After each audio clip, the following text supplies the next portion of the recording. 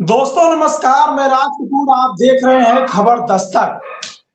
जब से उन्नाव पीड़ित केस में दिल्ली हाई कोर्ट का फैसला आया है, तब से देश की राजनीति में तूफान आ गया है।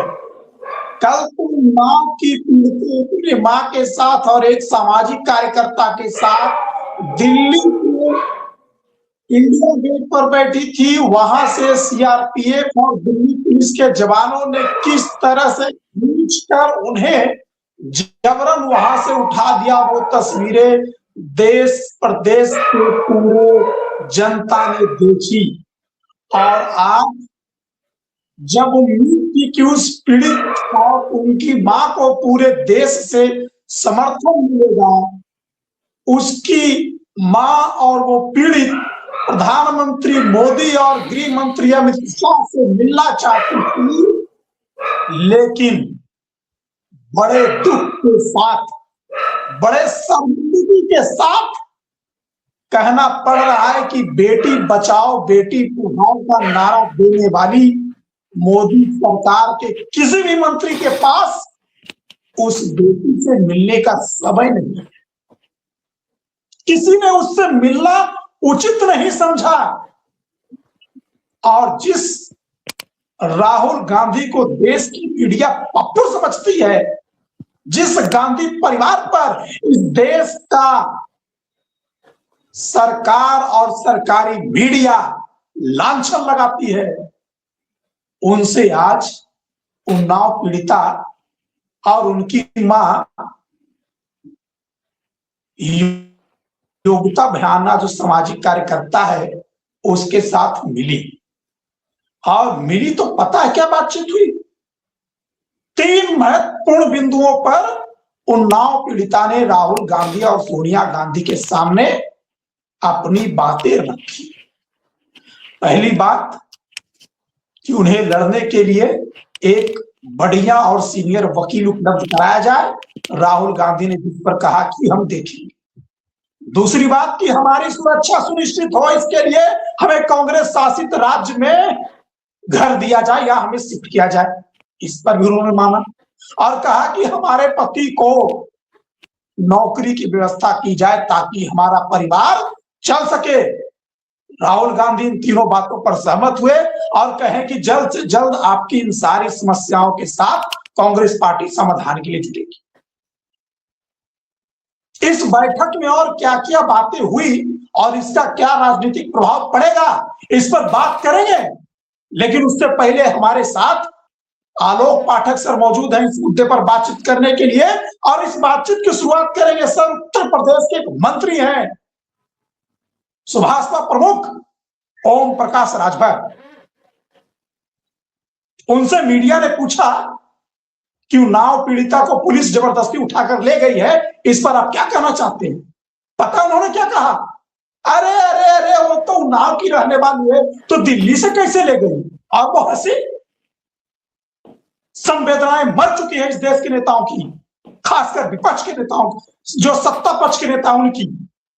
इतना घटिया बयान। सर, सबसे पहले तो आप इसी से शुरुआत करिए कि ओम प्रकाश राजभर ने जो बयान दिया है, उस बयान की कैसे आप उस बयान को देखते हैं? इसी से शुरू करिए। ओम प्रकाश राजभर के बारे में क्या कहा जाए? एक पत्रकार साथी है पंकज झा, उन्होंने कहा कि वो पड़ी हुई लकड़ी लेने की उनको आदत है। तो पड़ी हुई लकड़ी ले ली उन्होंने। अब बताइए, वो अब उनको जानकारी ही नहीं है, बिना जानकारी के हर विषय बोलते हैं।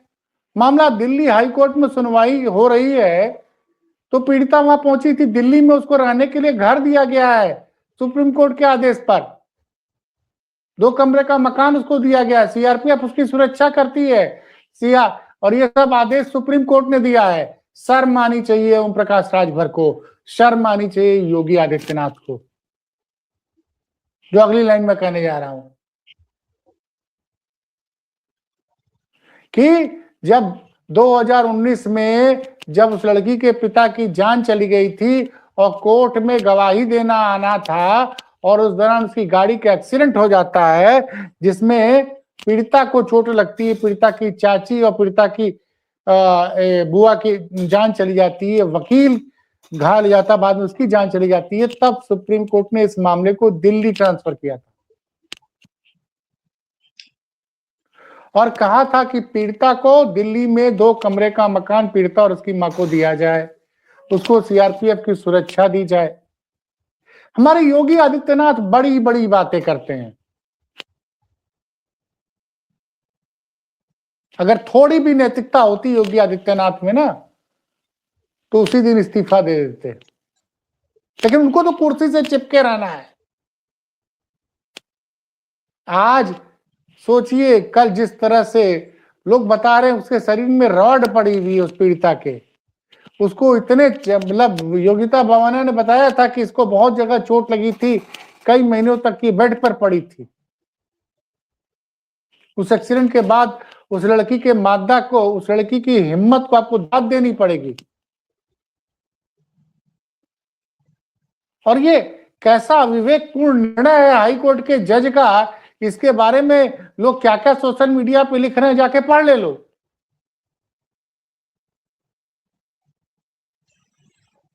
और उसके बाद फिर आज उसके पक्ष में राहुल गांधी ने ट्वीट किया, उसको मिलने बुलाया और शाम को वो अपनी माताजी के साथ 10 जनपद पहुंची राहुल गांधी और सोनिया गांधी से मिलने।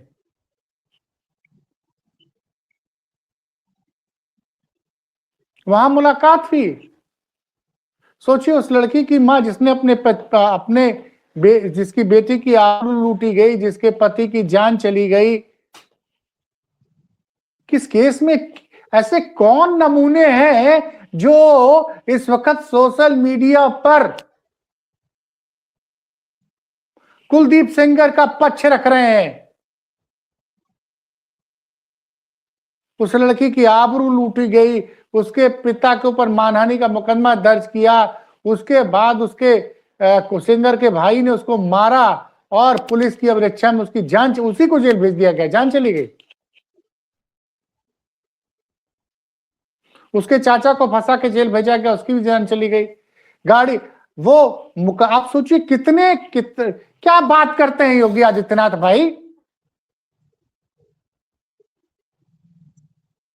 क्या बात करते हैं योगी आदित्यनाथ। 2019 का वो दिन मुझे याद है जब रायबरेली से वो जा रही थी गाड़ी से उन्नाव, और गाड़ी का एक्सीडेंट हो जाता है, ट्रक वाला मार देता है। किन परिस्थितियों में इस केस को सुप्रीम कोर्ट ने यूपी से दिल्ली ट्रांसफर किया था। थोड़ी भी नैतिकता होती योगी आदित्यनाथ के अंदर ना तो उसी दिन इस्तीफा दे देते, लेकिन भाजपा और नैतिकता और योगी और नैतिकता की बात करना तो बहुत बड़ी बेवकूफी है।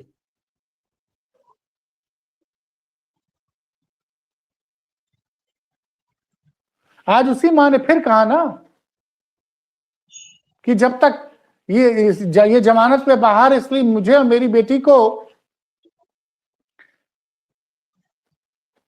जिंदा रहना है, इसलिए आप लोग मुझे कांग्रेस शासित राज्यों में रहने का इंतजाम करा दीजिए। जी, कांग्रेस शासित राज्य में वकील की बात की है, लेकिन अफसोस है इस देश के विपक्ष को भी शर्म आनी चाहिए कि पता था कि कुलदीप सेंगर के साथ पूरी भारतीय जनता पार्टी खड़ी है। कुलदीप सेंगर कोई मामूली आदमी थोड़ी था।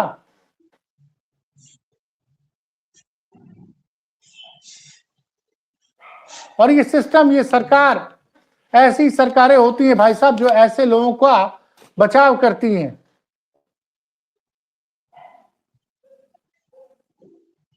गरीब बेटी उसका अपराध इतना था कि वो कुलदीप सेंगर के घर नौकरी मांगने चली गई।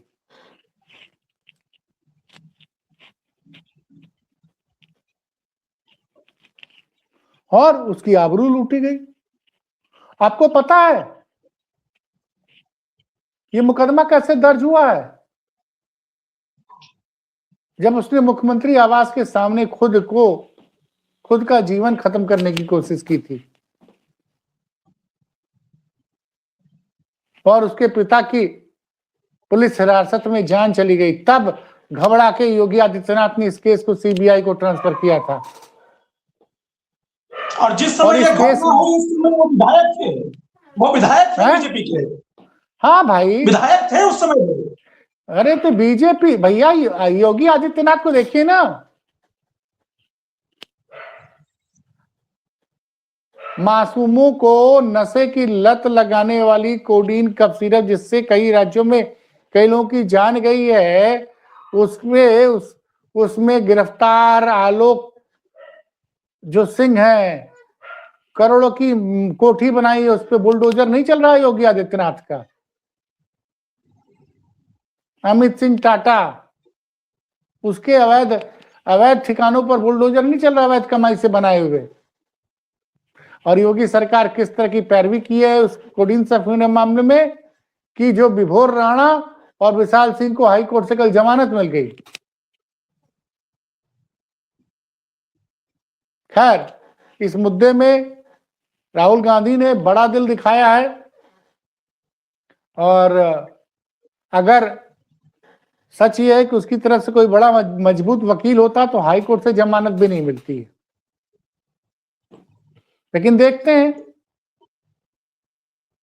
क्या होता है इस मामले में। नहीं, ये बताइए ना सर कि राहुल गांधी और सोनिया गांधी से मिलने की जरूरत आखिर उस बेटी को क्यों पड़ी? क्यों नहीं प्रधानमंत्री मोदी और गृह मंत्री अमित शाह उससे मिलने गए? अरे क्यों भाई, नहीं दिल्ली की मुख्यमंत्री रेखा गुप्ता को अपने आवास पर मिलने के लिए बुलाई? क्यों नहीं योगी आदित्यनाथ मिलने गए? भाई योगी आदित्यनाथ पर तो उसको भरोसा ही नहीं है, तभी नो कह रही कि हम यहाँ नहीं, भाजपा शासित, मतलब न योगी पे भरोसा न मोदी पे भरोसा है। भाजपा शासित राज्य में उसकी मां रहना ही नहीं चाहती है कि हमारी जान को खतरा है। बहुत बड़ी बात उसने अभी एक मीडिया इंटरव्यू में कही है उस उन्नाव की पीड़िता ने, कि लोग कह रहे हैं कि कोर्ट ने आदेश दिया है कि कुलदीप सेंगर उस लड़की से 5 किलोमीटर की दूरी पर रहेंगे। पहली बात, कौन सा जीपीएस लगाया गया है कुलदीप सेंगर में, और इसके में किस जीपीएस से ट्रेस करेंगे लोग? और कुलदीप सेंगर खुद थोड़ी करेगा, वो कह रही है, कुलदीप सेंगर के गुर्गे करेंगे ना। देखिए, महिला सुरक्षा के सारे दावे फेल हैं, सारे दावे फेल हैं। भारतीय जनता पार्टी को कोई चिंता नहीं है, वो कल के जश्न की तैयारी कर रही है। और मुझे याद है निर्भया केस में भी, जब दिल्ली में कांग्रेस की सरकार थी, निर्भया के साथ जो भी हुआ, चलती बस में उसकी आबरू लूटी गई, उसको बुरी तरह से घायल कर दिया था दरिंदों ने, विदेश तक में उसका इलाज हुआ, बची नहीं, जान चली गई उसकी। लेकिन जब भी राहुल गांधी ने माफी मांगी थी, उसके घर मिलने गए थे, तब कांग्रेस की सरकार थी, पूरी दिल्ली सड़कों पर आ गई थी, यही ठंड का मौसम था। और दिल्ली पुलिस ने जिस तरह का कल व्यवहार किया, कई लोग दिल्ली पुलिस को दोषी दे रहे हैं, मैं दिल्ली पुलिस को दोषी नहीं ठहराऊंगा। ये भारतीय जनता पार्टी का जो शीर्ष नेतृत्व है उस लड़की से डर रहा है। पता नहीं कौन सी रिश्तेदारी है भारतीय जनता पार्टी की कि वो इस जघन्य अपराध के सजायाफ्ता कुलदीप सेंगर से रिश्तेदारी निभा रही है।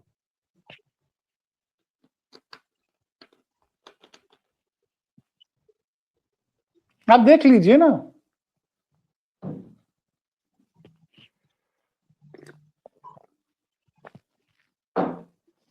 उत्तराखंड का अंकिता भंडारी केस आजकल फिर चर्चा में है। वो एक रिसोर्ट में नौकरी करती थी, अंकिता भंडारी को बोला गया कि तुमको एक नेता को खुश करना, उसने मना कर दिया, रास्ते में प्रस्तुति में उसकी जान चली गई। उस अंकिता भंडारी केस में बीजेपी के राज्यसभा सदस्य के ऊपर आरोप लग रहा है। भारतीय जनता पार्टी उत्तराखंड के अंकिता भंडारी केस की वजह से बुरी तरह से परेशान है। उसमें उनके एक राज्यसभा सदस्य दुष्यंत गौतम का नाम आ रहा है। और ये उन्नाव की बेटी की जो घटना है, मैं पूछना चाहूंगा ना मोदी जी, बनारस में ITBHU की बेटी की जब आबरू लूटी गई थी और लूटने वाले तीनों आपके भाजपा IT सेल के कार्यकर्ता थे, एक तो आपके भाजपा नेता का दामाद था, इन तीनों की फोटो मोदी जी योगी जी के साथ, केशव जी के साथ, ब्रिजेश पाठक जी के साथ, स्वतंत्र देव सिंह के साथ थी। और ये सब उस बेटी की आबरू लूटने के बाद आराम से मध्य प्रदेश, राजस्थान, छत्तीसगढ़ में 2023 में प्रचार कर रहे थे। उस वक्त जब ये पकड़े गए थे, क्योंकि 2024 का लोकसभा चुनाव सामने था, तब प्रशासन नेताओं ने कहा था कि 1 महीने के अंदर हम सजा दिलाएंगे, लेकिन आज तक सजा नहीं, कोर्ट में सुनवाई नहीं पूरी हुई। और तो और उत्तर प्रदेश पुलिस ने ऐसी हल्के ढंग से पैरवी की, ऐसे हल्के ढंग से पैरवी की कि तीनों आरोपी बाहर घूम रहे हैं जमानत पर। वो लड़की जिसकी आबरू लूटी गई थी, वो इतना घबरा गई कोर्ट में पेशी के दौरान कि अब वो वीडियो कॉन्फ्रेंसिंग से जुड़ती है। बस ये है कि ये लोग चुनाव जीतते जा रहे हैं, तो इनको लगता है कि ये कुछ भी कर सकते हैं। सत्ता का अहंकार इस वक्त भारतीय जनता पार्टी के नेताओं पर सर चढ़कर बोल रहा है।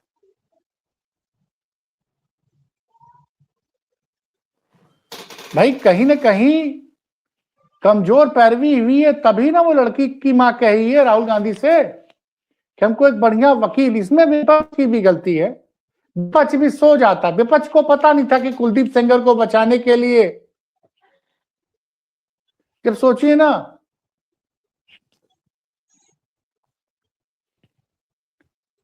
कितने महीने वो लड़की दौड़ी है अपने, जब उसकी आबरू लूटी गई थी तो कुलदीप सेंगर के खिलाफ मुकदमा लिखाने के लिए,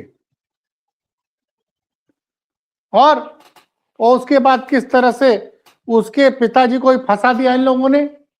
सबसे अच्छा काम योगी सरकार में क्या होता है, फर्जी मुकदमे कर दो, और कोई अपना हो जाए तो उस पर इतनी कमजोर पैरवी कर दो कि उसको कफ सिरप घोटाले में गिरफ्तार आरोपी जैसे कल विभोर राणा और विशाल सिंह को जमानत मिल गई।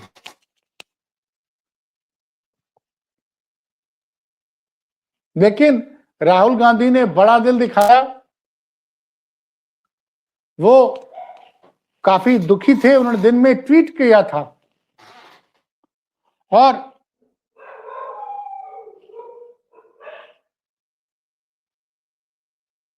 राहुल गांधी का ट्वीट में पढ़ के आप लोग को सुना रहा हूं दर्शकों, जो राहुल गांधी ने आज दिन ही में कर दिया था। अभी तक इस मामले में न योगी जी का कोई ट्वीट आया, न योगी जी की न रेखा गुप्ता का आया, न केंद्र सरकार के किसी मंत्री आया। अभी अभी खबर आई है, अब राहुल गांधी से मुलाकात के बाद नींद से जग गई है मोदी सरकार। राहुल गांधी से उन्नाव की रेप पीड़िता के मुलाकात के बाद नींद से जगी है मोदी सरकार, और बोला है कि कुलदीप सेंगर की उम्र कैद पर रोक के खिलाफ CBI जाएगी सुप्रीम कोर्ट। तो ये तो हाल है। जब राहुल गांधी से वो पीड़िता मिली, ये किसने अभी के लेटेस्ट खबर, अभी लेटेस्ट खबर है भाई। जब मीडिया में थू थू होने लगी, तो डैमेज कंट्रोल के लिए, वैसे फिर भी राहुल गांधी को मैं अखिलेश जी से भी अनुरोध करूंगा कि वो इस केस में पीड़िता को अच्छा वकील उपलब्ध कराएं। और क्योंकि पूरा देश ये मानता है कि उन्नाव की रेप पीड़िता के साथ अन्याय हुआ है। पूरा लगातार सोशल मीडिया पे हर आदमी टिप्पणी कर रहा है कुलदीप सेंगर की जमानत के खिलाफ। और आज राहुल गांधी से जो उस पीड़िता ने कहा है, उसके बाद योगी जी को सोचना चाहिए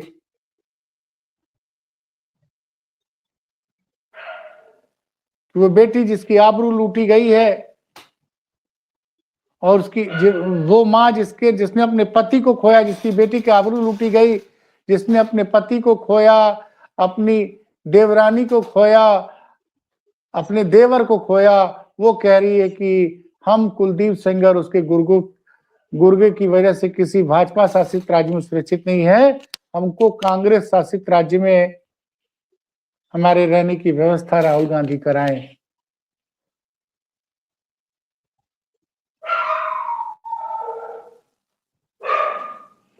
खैर, देर से सही राहुल गांधी से मिलने के बाद अमित शाह की नींद खुली है और सीबीआई इस मामले में उनकी जमानत रद्द कराने के लिए खुद ही सुप्रीम कोर्ट जाने वाली है।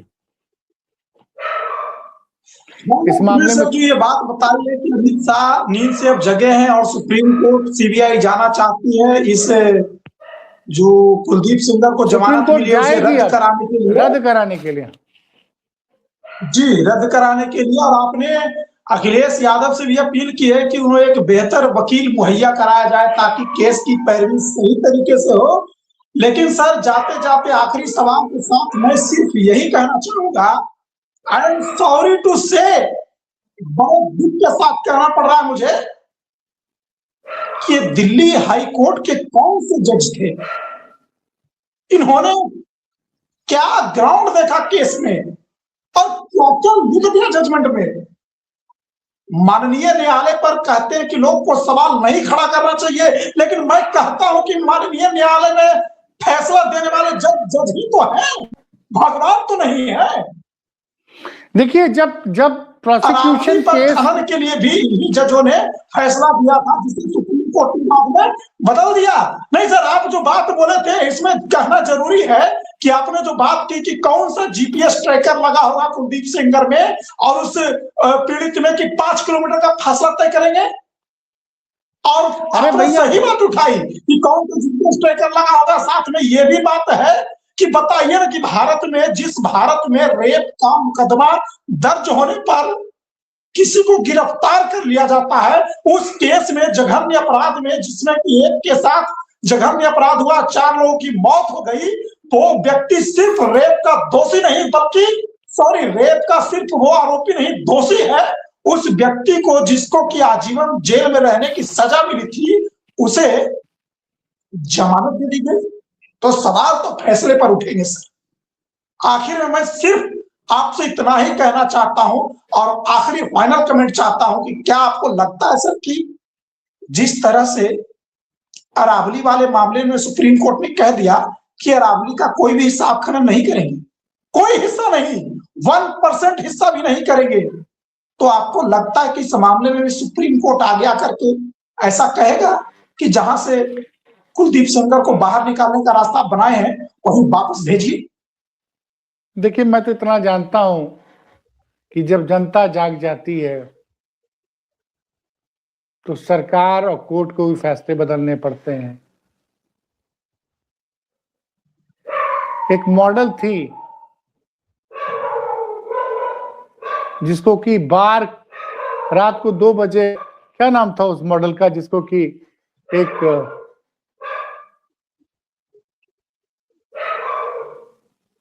कांग्रेस के मंत्री की बेटा थी। हाँ,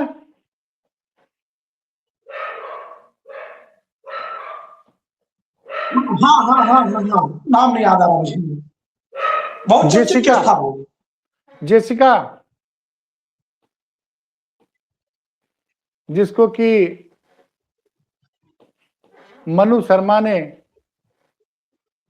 गोली मार दी थी बाहर। जेसिका लाल। उस केस में तो मनु शर्मा को बरी कर दिया गया था ना। तो जब लोगों ने धरना प्रदर्शन किया, जी। अखबारों में खबर छपी, बवाल मचा, तब जाके केस दोबारा खुला और उसको आजीवन कारावास की सजा हुई। तो अब ये दूसरा दौर है, इस केस में भी फैसला पलटेगा मुझे लगता है, और सेंगर को आजीवन जेल के अंदर ही रहना पड़ेगा। चलिए, तो देखते हैं सर कि फिलहाल जो राहुल गांधी और सोनिया गांधी से मुलाकात हुई है उसका क्या असर होता है, और आपने जो बात कही है अखिलेश यादव से जो अपील की है उसका कितना प्रभाव पड़ता है। और हम उम्मीद करते हैं कि उन्नाव की इस बेटी के साथ न्याय हो, और जब तक न्याय नहीं मिलेगा तब तक हम उस बेटी के साथ खड़े रहेंगे। तब तक के लिए हमें दीजिए इजाजत। नमस्कार।